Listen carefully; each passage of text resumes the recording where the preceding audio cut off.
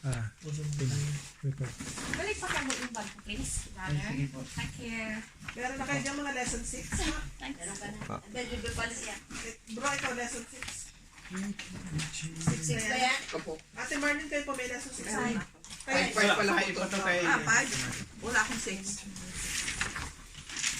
Share na lang kami ni Pastor. Kayo ba lang?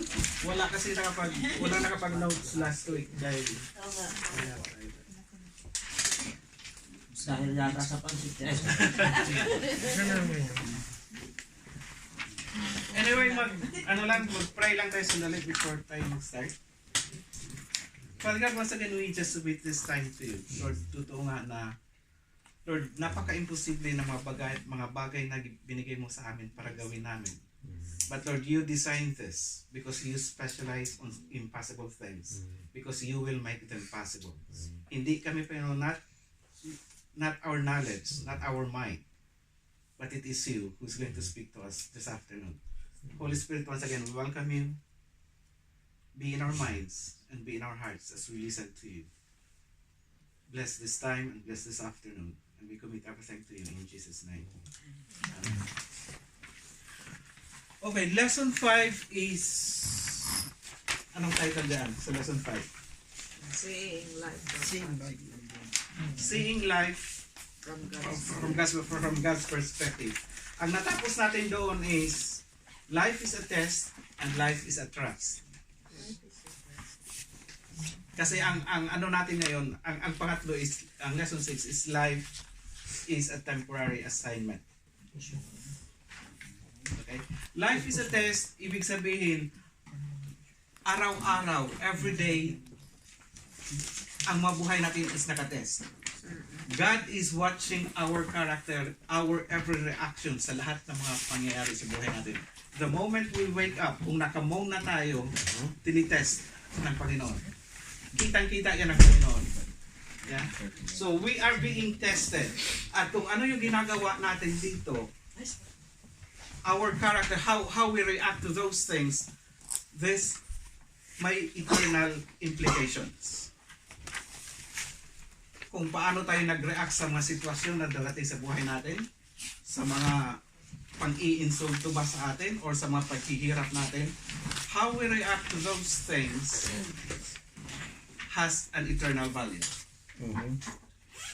And when you say life is a trust, because everything that we have is from the Lord. Talents, possessions, positions. Kung anong mga posisyon natin sa mga trabaho natin, these are all from God, and we are doon na lalabas yung stewardship. Maintindihan natin that life is a trust if we understand the meaning of stewardship. Yeah. Na tagapamana ba? Or tagapamahala lang tayo with whatever we have. No? And nabanggit natin last time, kunting review lang, that money is both a test and a trust sa atin, sa mga buhay natin. It is a test dahil if you put your hope on your money, on your savings, that means you do not put your hope on God. And money is a trust because it is from God. How you spend your money may direct correlation on your spiritual maturity. Okay? So yun yung ano natin, a quick review of last lesson number 5. Lesson number 6 is life is a temporary assignment. Life is a temporary assignment.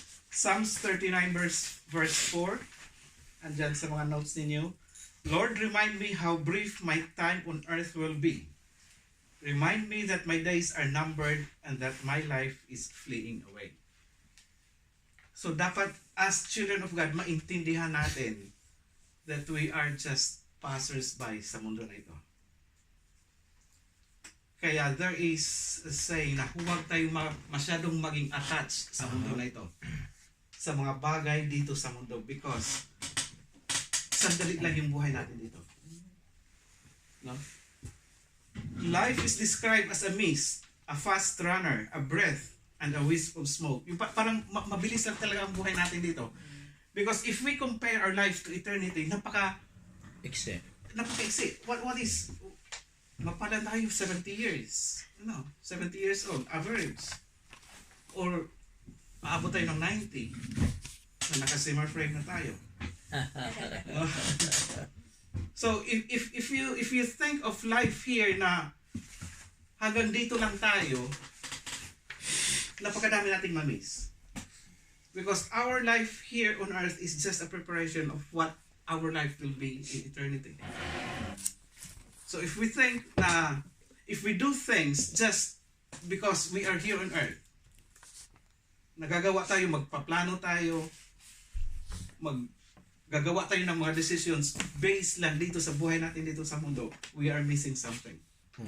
Because our decisions, yung mga decision na gagawin natin dito, it should have an impact on how we live on eternity.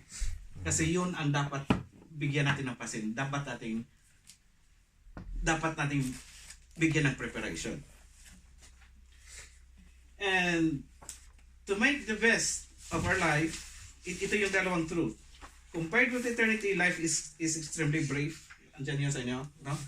Kung compared sa eternity, yung buhay natin sa eternity, yung buhay natin dito maiksi lang talaga.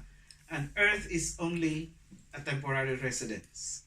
We won't be here for long, so don't get too attached. May mga Kristiyano, may mga those who profess to be children of God, pero hindi nila ma-detach yung mga sarili nila sa mundo. It is sad to think about it. Pero those people who are too attached to this world, hindi talaga makausad-usad spiritually. Yeah. Okay. So yung isa sa consequence, pag masyado ka attached sa mundo, hindi ka makausad pataas. Pataas.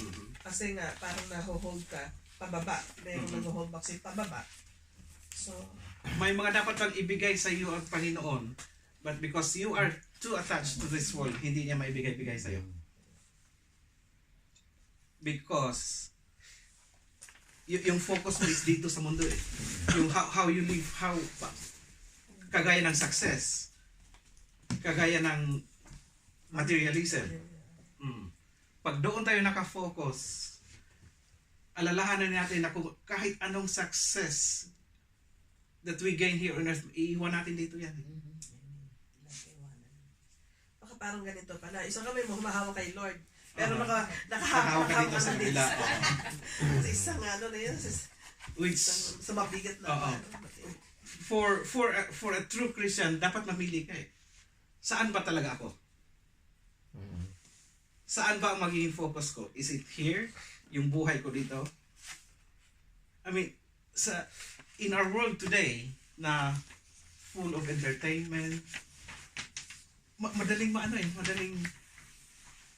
mainganyo yung buhay natin na we just try to live our lives here. Yung focus natin is dito na lang because of everything that we see. Lalo na sa generation ngayon na napakadaming pwedeng gawin na mapalayo ka sa church or mapalayo ka sa presensya ng Panginoon. Then Psalms 39:4, Lord, help me to realize how brief my time on earth will be.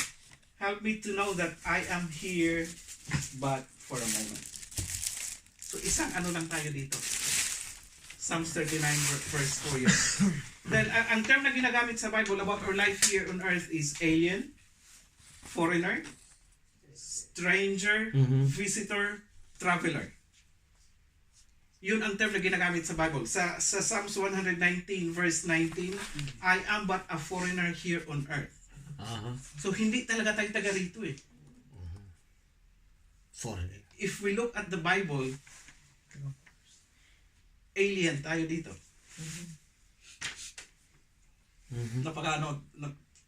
Ang isip natin alien, mga taga-ibang planeta, no?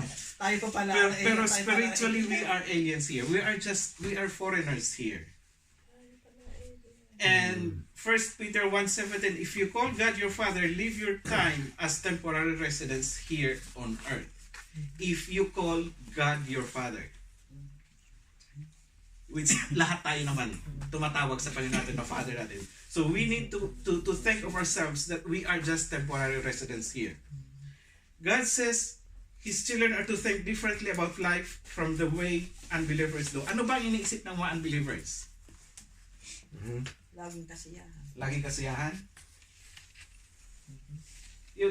Di ba, the unbelievers only think of their life here on earth. Kasi hindi sila naniniwala na may langit or there is eternity. But Philippians 3:19-20, all they think, all na sinasabi dito are the unbelievers. All they think about in this life here on earth. All they think about is this life here on earth. But we are citizens of heaven where the Lord Jesus Christ lives. So napakadaming text na makikita natin sa Bible na talagang hindi tayo taga rito. Now, we are citizens of heaven where the Lord Jesus Christ lives. Real believers understand that there is far more to life than just the few years we live on this planet. Ito yung paniniwala natin ngayon na hindi, sandali lang ako dito. So what's the point? Sabi nga nila, pagdating mo raw sa langit, hindi ka abutin ng 2 seconds at magsasabi ka na, bakit ko ba pinag-aksayan yung time ko doon sa mundo? Na ito yung ginagawa ko. Dapat pala prepare ko na yung buhay ko sa mundo because of this one. Of the eternity na makikita mo doon. So let's evaluate ourselves sa mga ginagawa natin. What am I doing? Is this leading me to my life in eternity, or is this the things that I am doing now ay iiwan ko rin lang pala dito? Hindi ko madadala. There is nothing wrong with mag-aaral, magplano for the future. That's part of us. Kailangan natin magplano. But itong mga plano na to, dapat hindi ito hindi ito ang dapat mag-overshadow sa mga dapat mangyari sa atin in the future, sa eternity.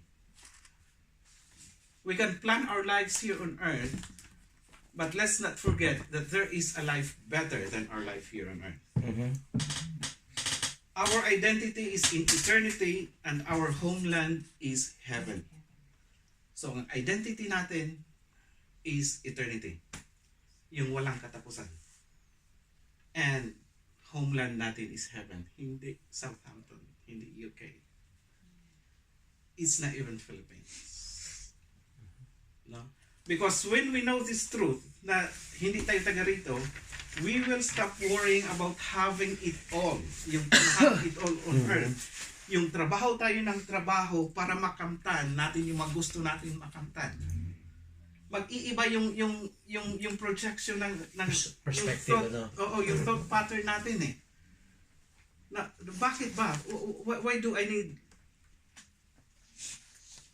to spend all my time working just to accumulate things na iiwanan ko rin naman pala? I mean, there's nothing wrong with working. Yeah? I mean, lahat na rin kailangan magtrabaho eh.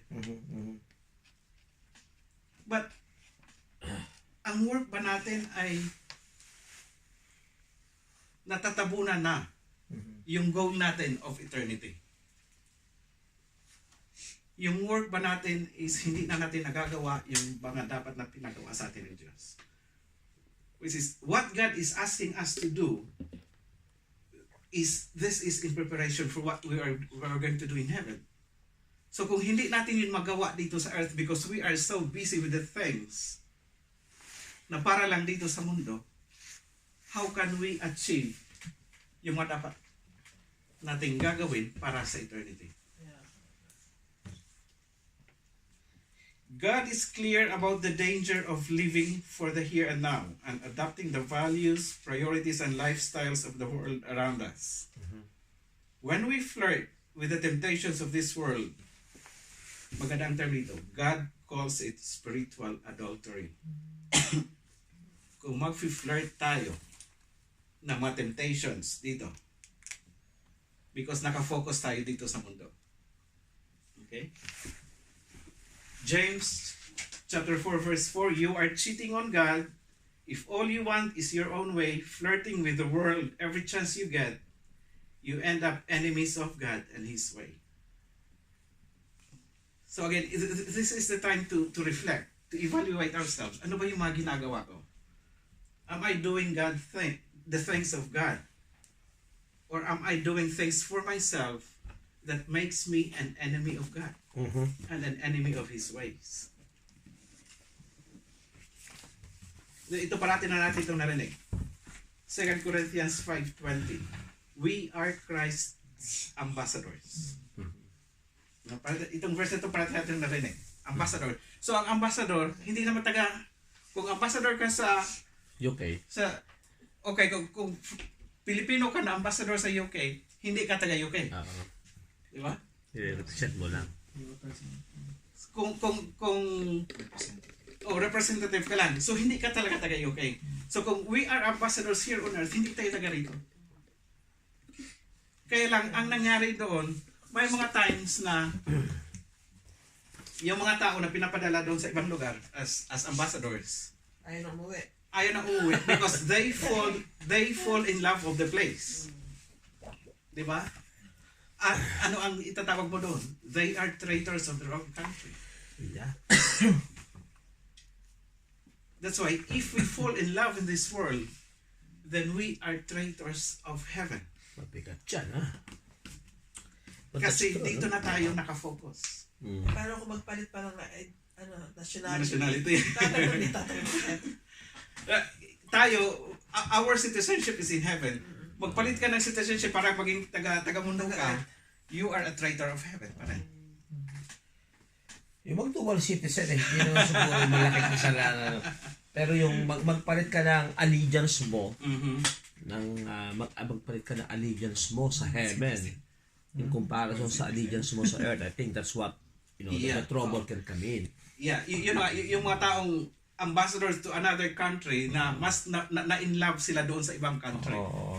Kaya sila tinatawag na traitor because tinalikuran nila yung original na country nila. And let's all remember that our original citizenship is from heaven. And we would become traitors of heaven if we fall in love of the earth. Yun ang nakuha ko sa ano. We are Christ ambassadors. Representative tayo from heaven. So let's not fall into the trap of loving the earth because we are ambassadors of heaven. Para hindi tayo magiging traitor. And 1 Peter 2:11, friends, this world is not your home. So don't make yourselves cozy in it. Don't indulge your ego at the expense of your soul.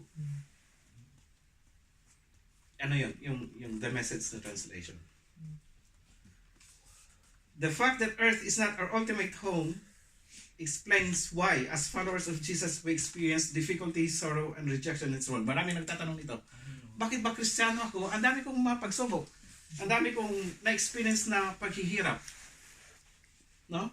And it also explains why some God's promises seem unfulfilled. Some prayers seem unanswered and some circumstances seem unfair. Di ba? Ang dami na ganito mga tanong eh. Bakit ba anak ako ng Diyos, naghihirap ako? Bakit anak ako ng Diyos, kulang? Or bakit hindi sinasagot yung mga prayers ko? Because this is not the end of the story. Ang buhay natin dito is not the end. Yeah. Masasagot ito fully. Yung sinabi nga doon, in order to keep us from becoming too attached to earth, God allows us to feel a significant amount of discontent and dissatisfaction in life. Longings that will never be fulfilled on this side of eternity. Because we are not completely happy here because we are not supposed to be. Hindi ka naman talaga pwedeng fully happy dito sa mundo eh. Kasi hindi ka taga rito eh. So yung mga question natin na bakit parating kulang yung na-feel ko, parang ba't hindi pa ako masaya? You can only be truly happy pag darating ka na sa heaven. Kasi kung happy ka na dito, pwede na, hindi ka nakukunin ng Panginoon at dadalhin sa langit. Di ba? But since we are just foreigners, since we are just temporary residents here, hindi talaga natin makuha yung complete na happiness. No? Our life here on earth, our life here on earth does not end here. Nakuha niyo yan? Yung mga question natin na hindi ko kontento, hindi ako satisfied. Because ang design sa atin is masatisfied tayo when we are in the presence of God. But while we are still here on earth, talagang may kulang.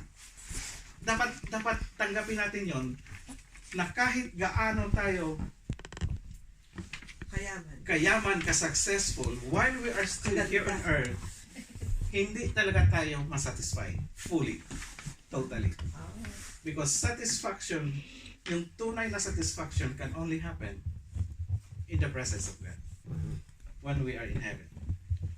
Maganda yun, kasi talagang ang daming tao hindi maintindihan kung anong gagawin kasi nga there's always lack something. Kaya na kung saan hinahanap. Only to find at only not to realize that there will always be something tayong hahanapin because it will only happen in heaven. Yung sinabi doon na earth is not our final home, we were created for something much better. So hindi ito ang home natin sa earth. Kaya may mga problema pa tayo. At napakaganda nung sinabi ni Lewis. All that is not eternal is eternally useless. No? Kay C.S. Lewis yan. All that is not eternal is eternally useless. So yung mga bagay dito sa mundo hindi eternal, na hindi maglalast, pagdating doon they are useless. Okay. 2 Corinthians 4:18, we fix our eyes not on what is seen but on what is unseen. For what is seen is temporary, but what is unseen is eternal. And eternal values, the temporal ones, should become the deciding factors for our decisions. Ito na ngayon. Yung mga gagawa tayo ng mga desisyon natin. Ano ba yung mga factor na kinoconsider natin? Are they eternal values? Or they are just temporal ones? Yung gagawa tayo ng mga major decisions sa mga buhay. Kahit hindi major. Yung gagawa tayo ng mga desisyon sa buhay natin. Are we looking into eternity? Yung mga eternal values that is God's, or we are just looking for the temporal ones? And it is a fatal mistake to assume that God's goal for our life is material prosperity or popular success as the world defines it. The abundant life, yung sinasabing abundant life sa Bible, John 10:10, has nothing to do with material abundance.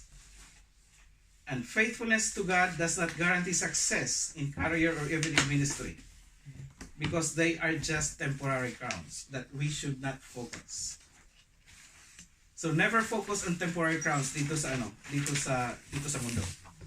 Yung mga example dito, because we know that si Saint Paul, napakatatag niya, di ba? I mean, he's ilang books sa New Testament ang nasulat niya. But he ended up in prison. Si John the Baptist, siya ang forerunner ni Jesus Christ. Pero anong nangyari sa kanya? He was beheaded. Then, ilan sa mga Kristiyano ang naging martir?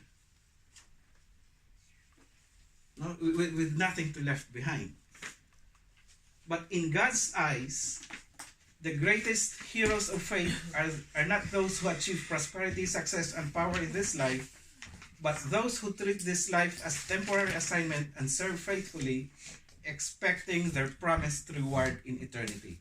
So kahit hindi natin makukuha yung reward natin, there are times sa tayo mga Kristiyano, there are times na minsan siguro hindi natin makuha yung reward natin dito eh.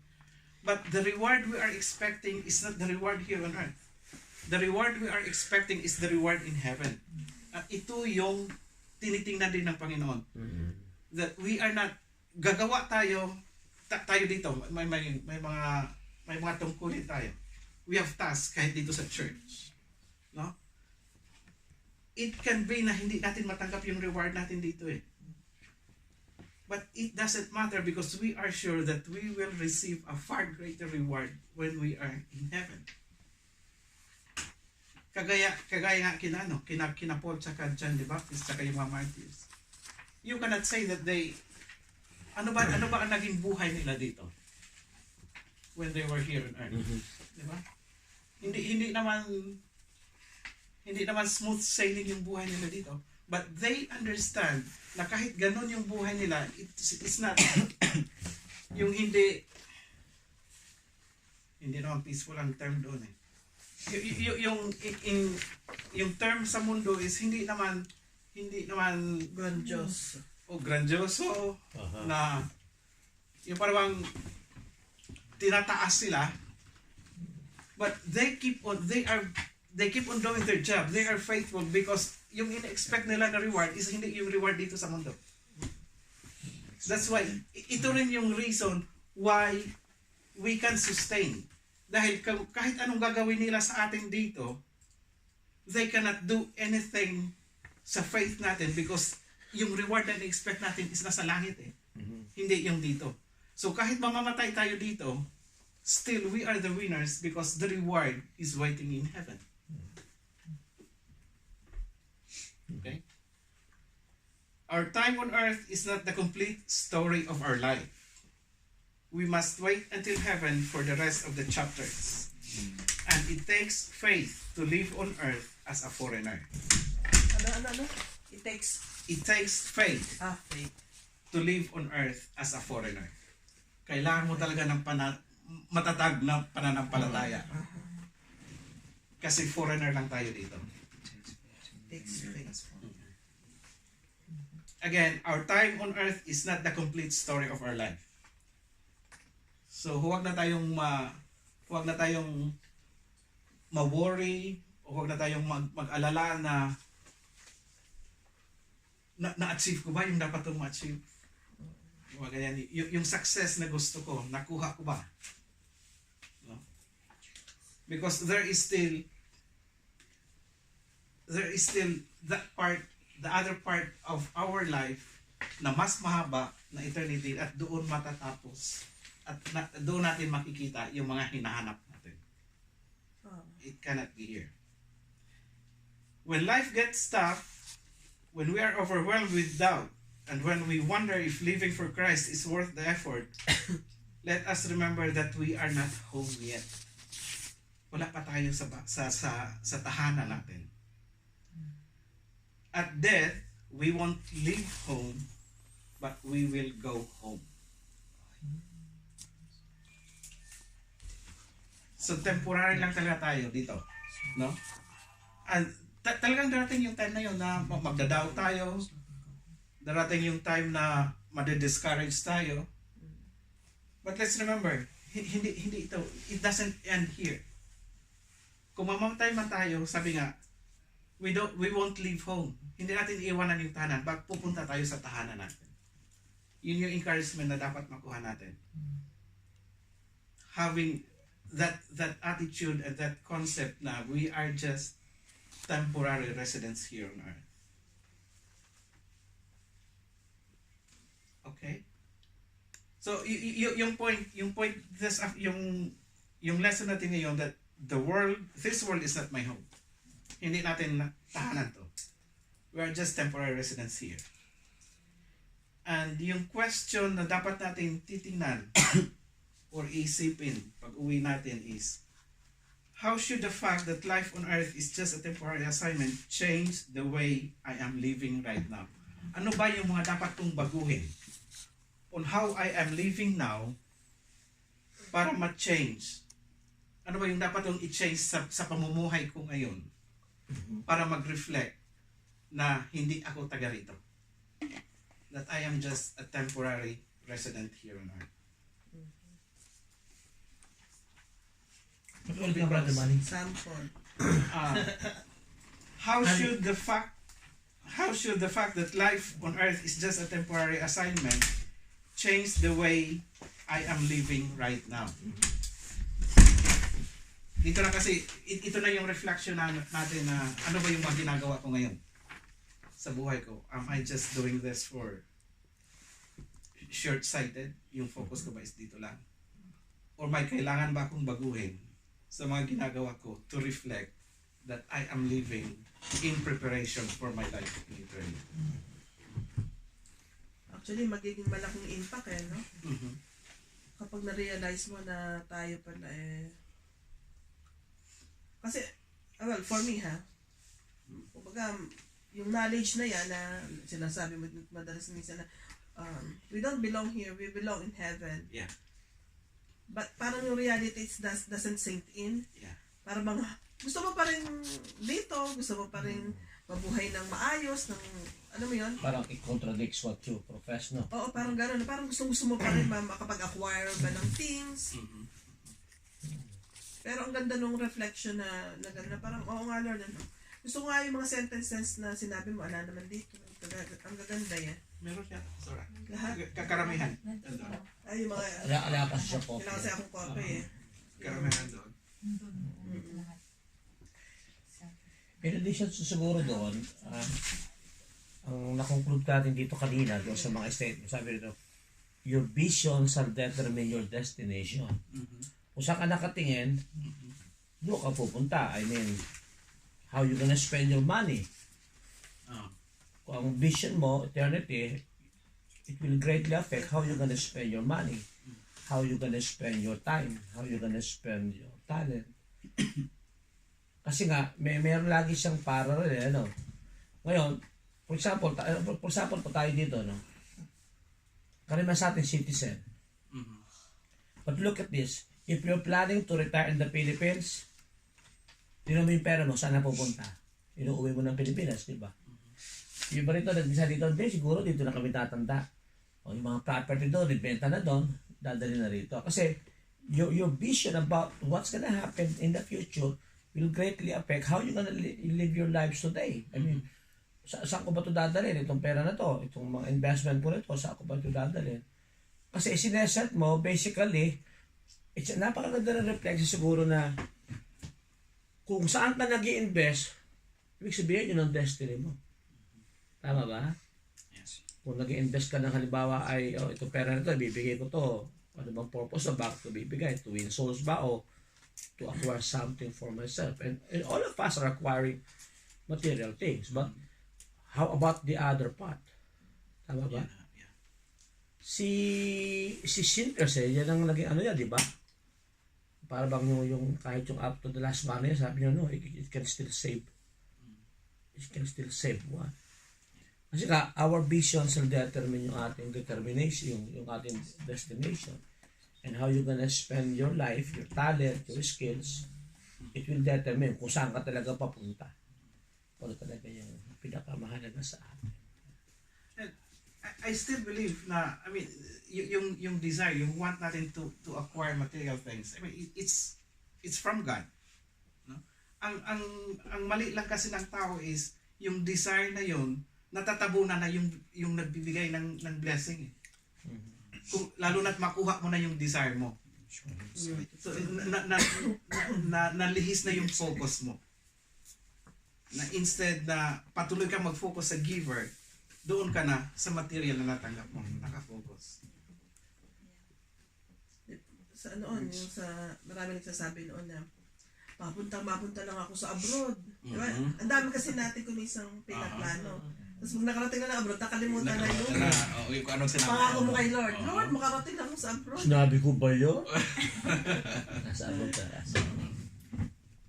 Which, madali talagang makalimutan. Lalo na kung andyan na. Madali nang ma-out of focus.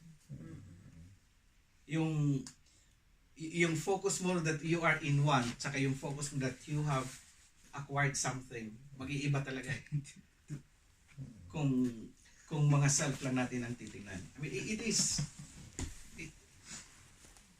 nangyayari at mangyayari pa siguro sa atin. But let's take this as a warning na there is more important than what we have here on earth. At yun ang dapat natin bibigyan ng pansin because it's the longer part. It's the longest. Ito yung eternity. So yun lang. We are here as foreigners. We are temporary residents here on earth. Let's keep our focus. Kaya pala sabi ko, we are alien. We are aliens. Wala lang tayo mga antena. Naghahantay ng alien, wala tayo ng alien. Tama pala si Brad Pitt, no? Alien. Ano ba yan? Siguro,